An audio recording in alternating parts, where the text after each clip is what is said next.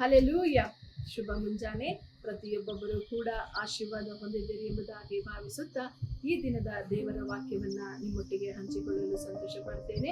ಈ ದಿನದ ದೇವರ ವಾಕ್ಯ 56ನೆಯ ಕೀರ್ತನೆ 3ನೇ ವಾಕ್ಯದಲ್ಲಿ ಈ ರೀತಿ ಹೇಳಲ್ಪಟ್ಟಿದೆ, ನನಗೆ ಹೆದರಿಕೆ ಉಂಟಾದಾಗ ನಿನ್ನನ್ನೇ ಆಶ್ರಯಿಸಿಕೊಳ್ಳುವೆನು.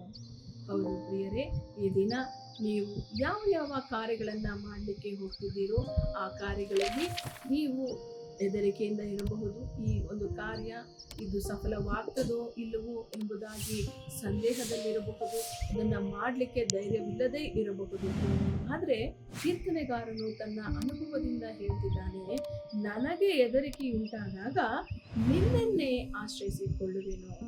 ಹೌದು ಪ್ರಿಯರೇ, ನಿಮ್ಮ ಈ ಸಮಯದಲ್ಲಿ ನೀವು ದೇವರನ್ನ ಆಶ್ರಯಿಸಿಕೊಳ್ಳಿರಿ. ಆತನು ನಿಮ್ಮನ್ನ ಬಲಪಡಿಸಿ ನಿಮಗೆ ಬೇಕಾಗಿರುವಂತಹ ಧೈರ್ಯವನ್ನ ಕೊಟ್ಟು ನಿಮಗೆ ನೀವು ಮಾಡುವಂತಹ ಕೆಲಸ ಕಾರ್ಯಗಳಲ್ಲಿ ಸಫಲತೆಯನ್ನ ಕೊಡುವುದಕ್ಕೆ ದೇವರಿಂದ ಸಾಧ್ಯವಿದೆ ಪ್ರಿಯರೇ. ಆದ್ದರಿಂದ ನಾವು ದೇವರನ್ನ ಆಶ್ರಯಿಸಿಕೊಳ್ಳೋಣ, ಆತನನ್ನ ಆಶ್ರಯಿಸಿ ಈ ದಿನವನ್ನ ಎದುರುಗೊಳ್ಳೋಣ. ಪ್ರಾರ್ಥನೆ ಮಾಡೋಣ.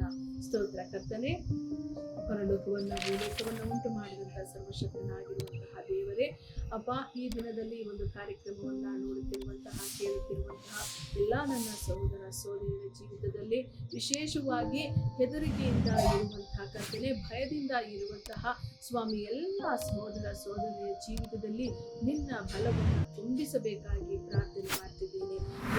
ಕೆಲಸ ಕಾರ್ಯಗಳನ್ನ ಮಾಡಲಿಕ್ಕೆ ಅವರು ಹೆದರಿಕೆಯಿಂದ ಇದ್ದಾರೋ ಕರ್ತನೆ, ಆ ಹೆದರಿಕೆಯಿಂದ ಅವರನ್ನ ಬಿಡಿಸಿ ಧೈರ್ಯದಿಂದ ತುಂಬಿಸಿ ಕರ್ತನೆ ಅವರ ಕೆಲಸ ಕಾರ್ಯಗಳಲ್ಲಿ ಅವರಿಗೆ ಸಫಲತೆಯನ್ನ ಉಂಟು ಮಾಡಬೇಕಾಗಿ ಯೇಸು ಕ್ರಿಸ್ತನ ನಾಮದಲ್ಲಿ ಪ್ರಾರ್ಥಿಸಿ ಬೇಡಿಕೊಂಡಿದ್ದೇನೆ ಕರ್ತನೆ. ನಾವು